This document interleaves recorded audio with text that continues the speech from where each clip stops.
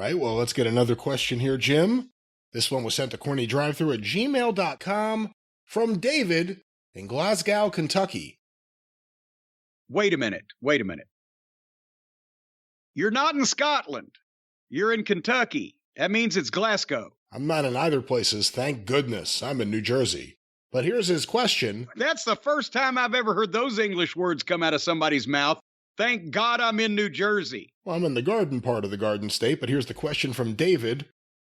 At the beginning of the main event of AWA's Super Sunday 1983, between Hulk Hogan and AWA champion Nick Bockwinkel, the play-by-play announcer says that, due to Bockwinkel's expensive booking fee, they were forced to raise the price of chicken for the event.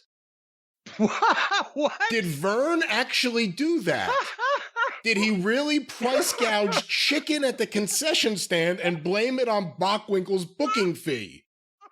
I know you weren't there, but is that something that a promoter would commonly do? Do you know of other instances of promoters taking advantage of fans like that and using kayfabe to cover it up? I've never heard that. I've heard the ticket prices being raised. We could talk about that, and that was a common thing, but never the price of chicken at the concession stand? Was the sponsor fucking KFC, Mrs. Winters, Bojangles, Churches? The fact the announcer had to say it on the air. We understand that people have been upset about it. It's because of Bockwinkel and his booking fee, not because Vern needs a boat. But wait a minute. Now, here's the thing. That Vern doesn't get the fucking money from the concession stand at a major arena anyway. This was the big Hogan Bockwinkel match where Super Sunday, was that at the Met Center in Minneapolis, or where was that? I believe so, yeah. No, he don't get shit from the concession stand at the Met Center. I don't, maybe it was it one of Lee Marshall or one of Vern's Jolly Joker announcers that was just ribbing somebody? Maybe before they did the show, Heenan was complaining about the price of the fucking chicken, or so. I don't know.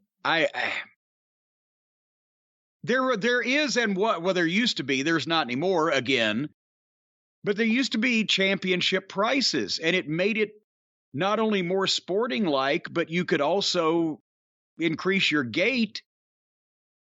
When the champion, the world champion, would come to town, they would say championship prices are in effect in some territories, and they'd raise the tickets $1 or $2 across the board because of the large guarantee that had to be paid to the world champion to get him to come, which was in effect true.